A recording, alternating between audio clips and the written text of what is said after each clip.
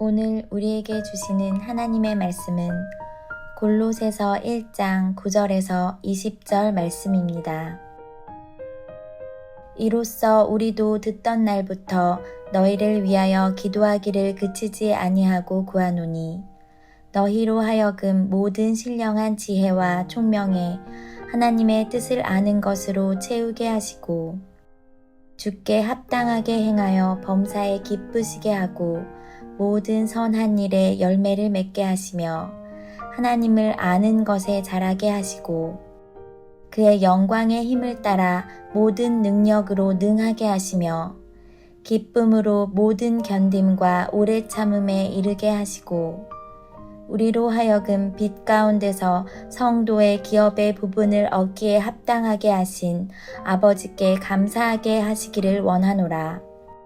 그가 우리를 흑암의 권세에서 건져내사 그의 사랑의 아들의 나라로 옮기셨으니 그 아들 안에서 우리가 속량 곧 죄사함을 얻었도다.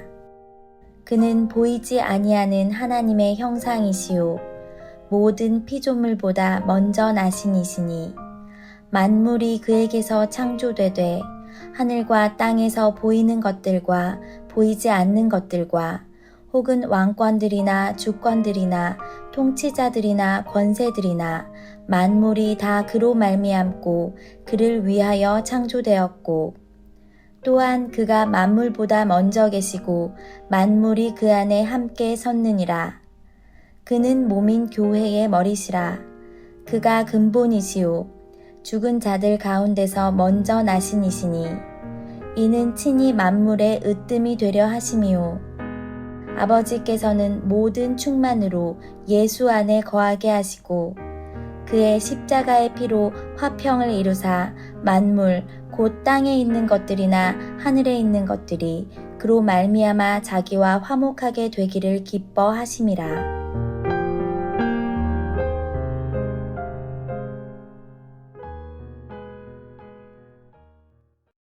골로새 교회는 사도 바울이 직접 방문해서 세운 교회가 아니라 사도 바울의 제자 중에 한 사람이었던 에바브로를 중심으로 세워진 교회입니다. 바울은 골로새 교회를 방문하기를 원했지만 한 번도 방문하지를 못했습니다. 그 이유가 로마 감옥에 갇혀 있었기 때문입니다. 그래서 바울이 골로새 교회를 방문하지 못하자 골로새 교회를 담임하고 있던 에바브라가 로마로 찾아와 이 바울을 방문하게 됩니다. 에바브라는 사도 바울을 찾아와서 골로새 교회가 영적으로 성장하고 있다는 것을 말합니다. 사도 바울은 골로새 교회 성도들이 믿음을 가지고 있고 사랑을 가지고 있다는 소식을 듣고 너무나 기뻐했습니다. 성도가 들려줘야 될 소식이 두 가지입니다. 그것은 믿음이 자라고 있다는 소식과 사랑이 자라고 있다는 소식입니다. 여러분들도 여러분 주변 사람들에게 믿음이 자라고 있다는 소식과 사랑이 커지고 있다는 소식을 전할 수 있는 성도가 될 수 있기를 예수님의 이름으로 축원합니다.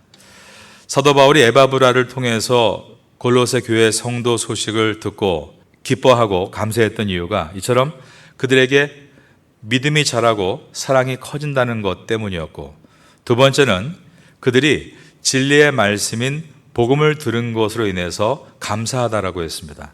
그런데 이 말 속에는 에바브라가 골로새 교회 안에 지금 이단들이 들어와서 진리를 어지럽히고 있다는 말도 함께 했기 때문에 복음을 더욱 바르게 붙들어야 한다는 뉘앙스가 들어 있습니다. 사도 바울은 에바브라로부터 골로새 교회 소식을 들은 그날부터 골로새 교회를 위해서 기도하기를 시작했다라고 되어 있습니다. 오늘 본문의 첫 절인 골로새서 1장 9절을 보겠습니다.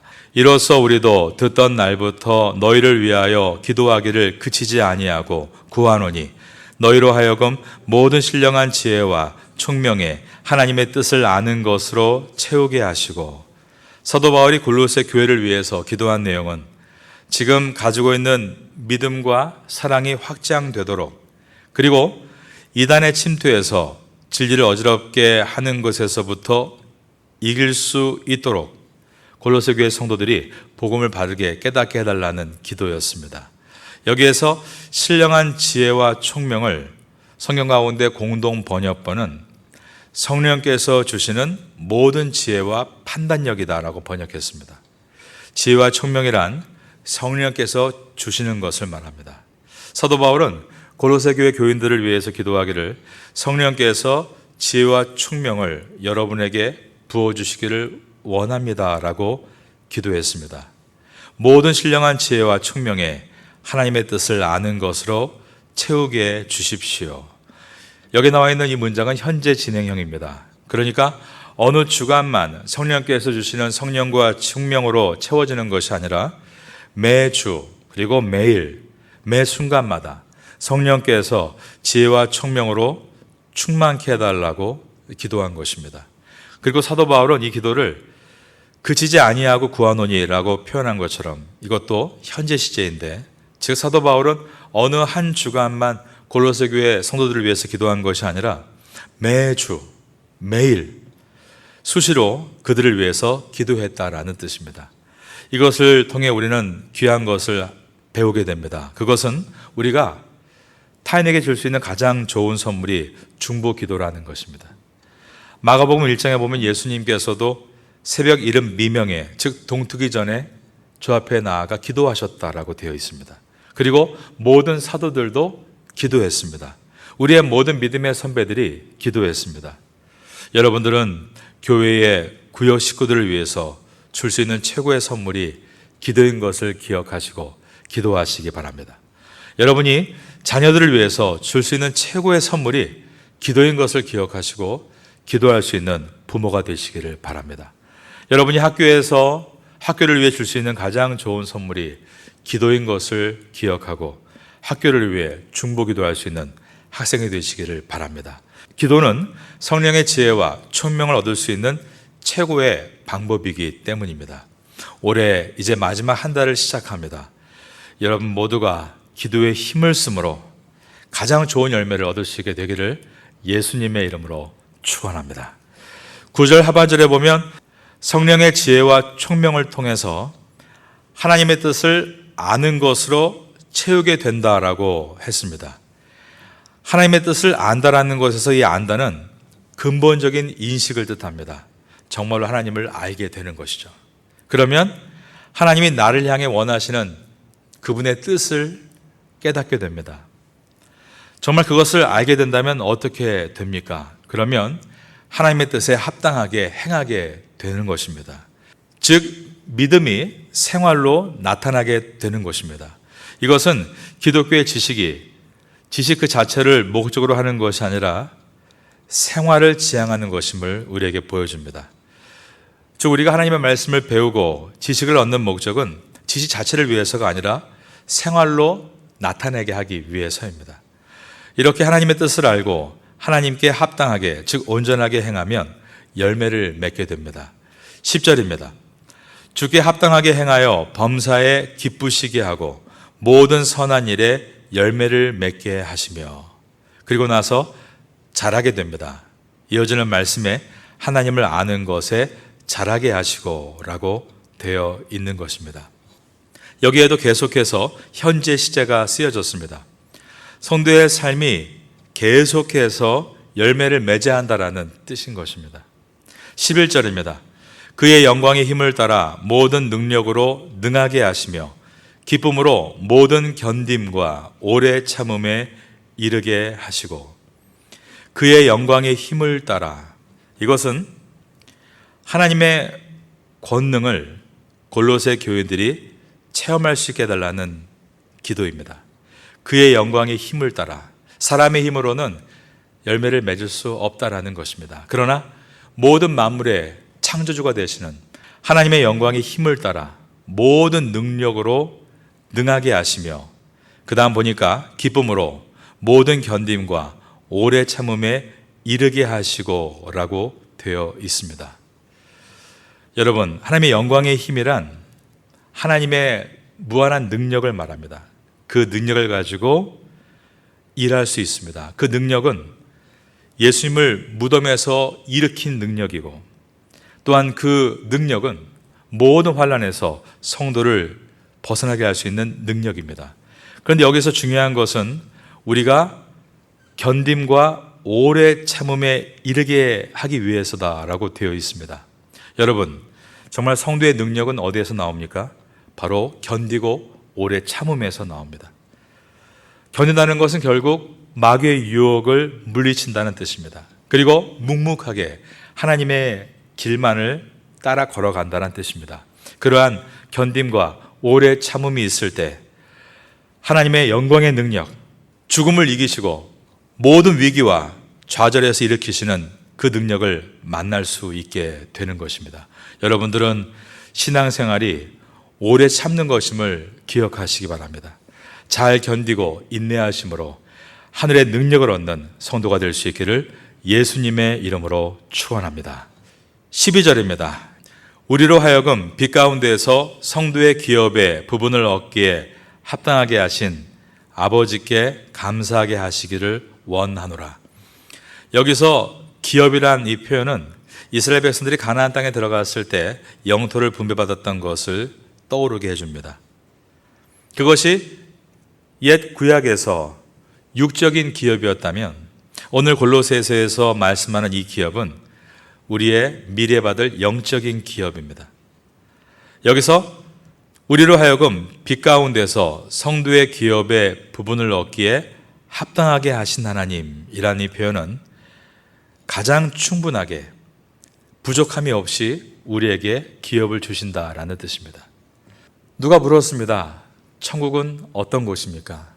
그러자 한 신학자가 이런 대답을 했습니다. 천국은 당신이 기대하는 것 이상의 곳입니다. 우리가 어떤 것을 기대하건 그 이상의 것을 만나게 되는 곳이 천국인 줄로 믿습니다. 그 이유는 하나님께서 합당하게, 즉 우리의 필요에 충분하게 부어주시는 하나님이시기 때문입니다. 그래서 합당하게 하신 하나님께 감사하게 하시기를 원하노라 라고 했는데, 이 감사라는 것은 하나님의 뜻을 깨닫고 그 뜻을 따라 생활해 가고 그리고 능력을 얻고 열매를 맺는 이 모든 과정에서 일어나는 필연적인 우리의 태도입니다. 왜냐하면 하나님께서 처음부터 내가 자격이 있어서 이런 충분한 은혜를 주시는 것이 아니라 나는 받을 자격이 없었음에도 불구하고 전적인 카리스, 은혜로 나를 구원하셔서 이러한 충분한 언약을 이루어 가시기 때문입니다. 그러므로 우리의 모든 과정에서 가져야 될 태도는 감사입니다. 여러분, 무화과 나무잎이 마르고 포도에 열매가 없고 소출이 적을지라도 모든 과정에 우리가 가져야 될 태도는 감사인 것을 기억하시고 감사할 수 있는 성도가 될 수 있기를 바라겠습니다. 13절입니다. 그가 우리를 흑암의 권세에서 건져내사 그의 사랑의 아들의 나라로 옮기셨으니, 주님의 은혜를 보여줍니다. 흑암의 권세라는 것은 죄와 사망의 권세요, 그 배경에는 마귀의 권세입니다. 사람 모두가 태어나서 이 권세 속에 살고 있는 것입니다. 그러나 예수님께서 이 땅에 오셔서 인류의 모든 죄값을 대신하시고 죽으신 십자가의 공로로 말미암아 우리의 신분은 13절에 보니까 그의 사랑의 아들의 나라로 옮겨졌다. 신분의 변화를 말씀합니다. 이것이야말로 최고의 은혜입니다. 여러분들 요즘 은혜가 없다라고 탄식하십니까? 아니죠.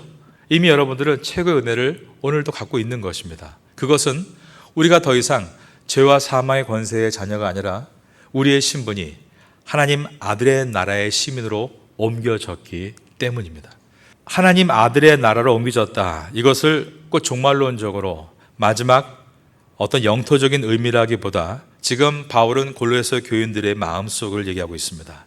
지금 여러분의 마음이 이미 하나님의 나라의 백성으로 신분이 옮겨진 것입니다. 여러분의 마음의 주권은 이제 하나님께로부터 있습니다 라고 말을 하고 있습니다. 우리도 마찬가지입니다. 이미 우리의 마음, 심령 깊은 곳에 주권은 하나님께 있는 줄로 믿습니다. 하나님께서 우리를 다스리시고 우리를 인도하십니다. 주님은 좋으신 분입니다. 비록 우리가 완벽하게 순종하지 못하고 제 갈 길로 갈 때가 많고 실패하고 돌아올 때도 있지만 하나님은 그럴 때마다 마치 집 나갔던 둘째 아들을 양팔 벌려 다시 안아주시는 것처럼 우리를 끝까지 기대하시고 우리의 자율적인 능력과 의사를 가지고 주님의 일을 하기를 원하시는 좋으신 하나님이십니다. 그 하나님 앞에 우리가 서 있는 것이 얼마나 감사한지 모르겠습니다. 14절도 계속해서 은혜에 대한 설명입니다. 그 아들 안에서 우리가 속량 곧 죄사함을 얻었도다. 속량이란 단어 헬라어 아폴리오티로신, 값을 지불하고 어떤 대상을 획득하는 것을 말합니다. 노예시장에서 사용되었던 단어인데요, 노예를 살 때 주인이 그 노예 값을 다 치르고 그 다음에 노예의 감옥에서 꺼내서 집으로 데리고 갈 수 있었습니다.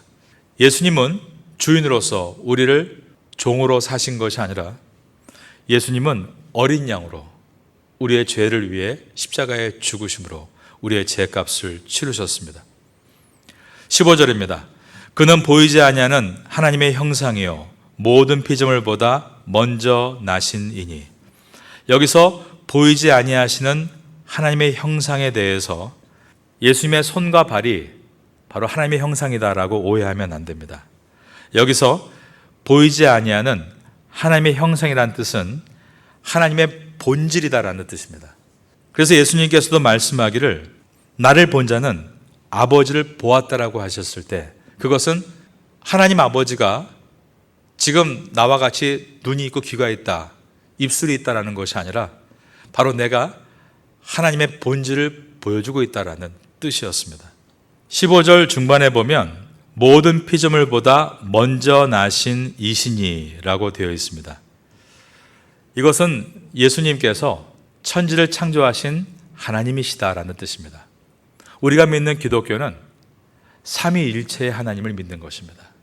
그 뜻은 성부 하나님, 성자 예수님, 성령님이 각각의 하나님으로 존재하시지만 그 세 분이 한 분이시다. 그래서 트리니티라고 부릅니다. 즉 예수님께서는 피조물이 아니라 모든 만물 창조 이전에 계셨던 하나님이시다라고 설명하는 것이 골로새서입니다. 그 당시에 이단들이 골로새 교회에 들어와 믿음을 어지럽히고 있었습니다. 그 모든 이단을 이길 수 있는 방법은 예수님에 대해서 정확하게 아는 것이었습니다. 바울은 이것을 위해서 기도했고 그리고 지금 이 내용을 아주 선명하게 가르치고 있습니다. 모든 창조물보다 먼저 나신 자라는 이 말을 신학적인 말로 선재하시는 하나님이란 표현을 씁니다. 그러니까 주님은 모든 만물보다 먼저 계셨다라는 것입니다. 그래서 다윗의 후손으로 오신 예수님이지만 오히려 시편에서 다윗이 나의 주라고 표현했던 예수님은 이와 같이 모든 창조물보다 먼저 계셨던 천지를 창조하신 선재하신 하나님이십니다. 16절입니다. 만물이 그에게서 창조되되 하늘과 땅에서 보이는 것들과 보이지 않는 것들과 혹은 왕권들과 주권들이나 통치자들이나 권세들이나 만물이 다 그로 말미암고 그를 위하여 창조되었고. 골로새 교회에 들어왔던 이단들은 천사를 숭배하도록 강요했습니다. 그러나 사도 바울은 말합니다. 천사를 가령 여러 레벨로 나누어서 주권들이나 통치자들이나 권세들이나 라고 나눈다 할지라도 그 모든 것은 다 예수님께로부터 말미암은 것이고 또한 그분을 위해서 창조된 것이다. 그 모든 것은 피조물일 뿐 경배의 대상이 아니다라고 말하면서 오직 우리가 경배해야 될 분은 예수 그리스도. 그분은 인간이 아니라, 그분은 천사의 하나가 아니라 그분은 선지하신 하나님, 온 우주 만물을 창조하신 창조주 하나님이시다라고 말하는 것이 골로새서인 것입니다. 여러분들도 골로새서를 통해서 예수 그리스도를 더 깊이 이해하심으로 여러분의 신앙에 잘못된 찌꺼기든 다 사라지고 온전한 믿음으로 설 수 있게 되기를 예수님의 이름으로 축원합니다. 17절입니다. 또한 그가 만물보다 먼저 계시고 만물이 그 안에 함께 섰느니라. 예수님은 선지하시는 주님이다. 한 번 더 설명하고 있습니다. 그리고 만물이 그 안에 함께 섰느니라. 이 말은 모든 우주의 은하계의 모든 별들, 그리고 이 땅에 있는 모든 자연의 원리들, 그 모든 것들은 예수님을 중심으로 함께 서 있다. 이 말은 예수님이 그 모든 원리의 중심이시다는 것입니다. 예수님이 사라지면 모든 우주도 사라지는 것입니다. 즉 우주의 중심이 우리 주 예수님이십니다. 지금 온 우주가 우리가 상상할 수 없을 만큼 아주 정밀하게 움직이고 있고 궤적을 따라 다니고 있고 이 땅에 있는 모든 만물들, 심지어 눈에 보이지 않는 미생물까지 원리와 규칙을 따라 살아가고 있는 것은 그 모든 것이 예수님을 중심으로 함께 서 있다라는 이 표현은 너무 놀라운 표현입니다. 그 주님이 우리의 주님이신 줄로 믿습니다. 그러므로 우리도 마찬가지입니다. 우리가 그리스도를 중심으로 서 있을 때 온전한 삶을 살 수 있는 것입니다. 여러분들 오늘도 이 예배를 통해서 그리스도와 함께 연합함으로 이 땅에서 온전히 설 수 있는 성도가 될 수 있기를 예수님의 이름으로 축원합니다. 18절입니다. 그는 몸인 교회의 머리시라. 그가 근본이시요 죽은 자들 가운데서 먼저 나신 이시니 이는 친히 만물의 으뜸이 되려 하심이요. 교회와 예수님의 관계를 보여줍니다. 예수님은 교회의 머리시고 근본이십니다. 그리고 우리는 그 예수님을 머리로 하는 교회의 한 지체로 모여 있습니다. 그렇다면 이것은 어떤 의미를 가지고 있는 것일까요? 첫째로 성도와 그리스도, 매우 유기적인 관계를 갖고 있다는 것입니다. 모든 중심에 그리스도가 계시고 거기에 우리가 모두 유기적으로 연결되어 있습니다. 이 뜻은 그 중심에 그리스도가 사라진다면 모든 것의 생명은 사라진다는 것입니다. 여러분, 살아있는 생명체와 죽은 생명체의 차이가 무엇입니까? 똑같은 모양을 하고 있어도 죽는 순간 그 온도가 세상의 온도와 같아집니다. 우리가 지금 36.5도를 유지하고 있지만 죽는 순간 우리의 죽은 몸이 냉장고에 들어가면 섭씨 3도의 온도를 유지하며 시체가 되는 것입니다. 꺼내놓으면 또 섭씨 28도의 태국 온도를 유지하며 썩는 것입니다. 그러나 우리가 살아있을 때 모든 것이 유기적으로 연결되고 움직이고 활동하며 열매를 얻는 것처럼 우리가 그리스도와 연결되어 붙어 있을 때에만 우리의 삶은 살아있게 되고 열매를 얻게 되는 것입니다.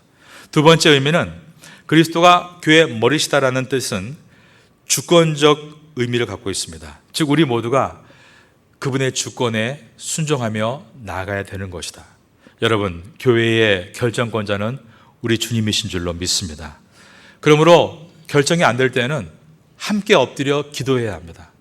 그럼 주님께서는 분명히 어떠한 경우로든 우리에게 결정할 수 있도록 지혜를 주시고 그렇게 완벽할 수 없지만 또 엎드려 기도하고 또 걷고 엎드려 기도하고 걸으면서 점점 주님의 뜻을 깊이 이해가는 은혜를 얻을 수 있게 되는 것입니다. 그러한 교회는 반드시 부흥하게 되어 있습니다. 부흥이란 세상에 말하는 숫자가 아닙니다. 부흥은 얼마나 주님과 유기적으로 연결되어 있는가, 얼마나 주님의 생명을 누리고 있는가, 얼마나 그 주님의 뜻이 열매로 나타나는가에 있습니다. 이러한 은혜가 여러분 개인에게도 여러분 가정에도 임할 수 있게 되기를 예수님의 이름으로 축원합니다.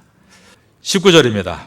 아버지께서는 모든 충만으로 예수 안에 거하게 하시고, 하나님께서 우리를 예수님 안에서 모든 충만으로 거하게 하신다라고 했습니다. 모든 충만으로 거하게 하신다. 이것은 하나님의 모든 속성이 우리 안에 거할 수 있게 하신다라는 것입니다. 성령의 9가지 열매가 있죠. 그런데 성경 원어로 보면 9가지의 속성을 가지고 있는 하나의 열매입니다. 칼포스라는 단수로 되어 있습니다. 그러니까 우리가 사랑이 있고 나는 인내가 없다, 나는 오래 참음이 많은데 나는 자비가 없다, 그럴 수 없다는 것입니다.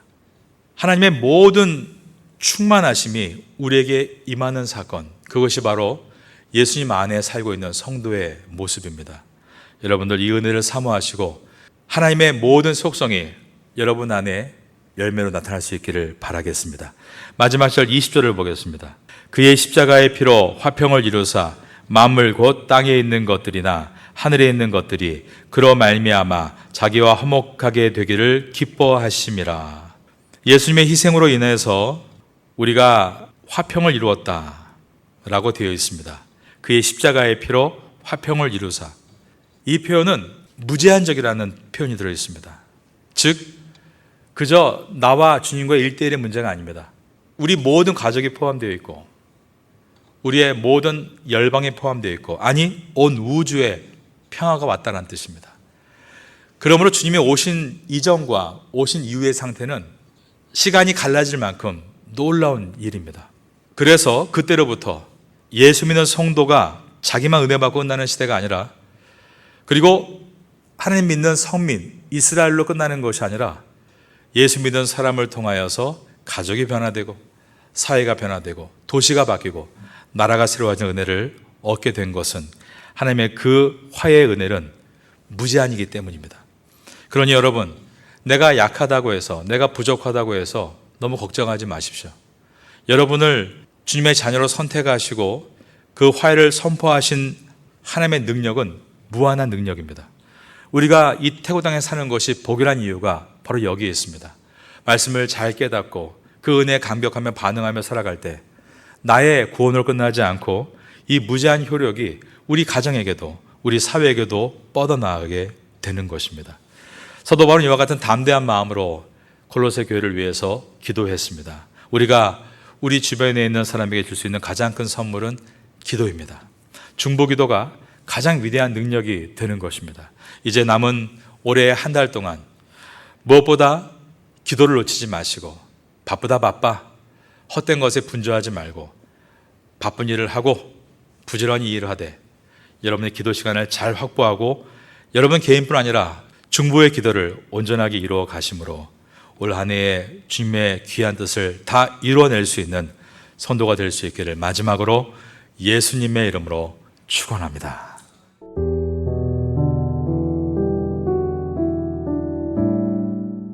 지금은 함께 기도하는 시간입니다. 11월의 기도 제목은 첫째, 새해 하나님께서 주실 교회 비전을 위해. 둘째, 새해 하나님께서 만들어 가실 각 부 및 각 팀 구성을 위해. 셋째, 새해 새롭게 시작하는 교회 학교와 태국 예배부와 장애인부를 위해. 넷째, 새해 하나님께서 인도하실 개인의 가정과 학업과 사업을 위해. 말씀을 붙잡고 기도하는 귀한 시간 되시기를 소망합니다.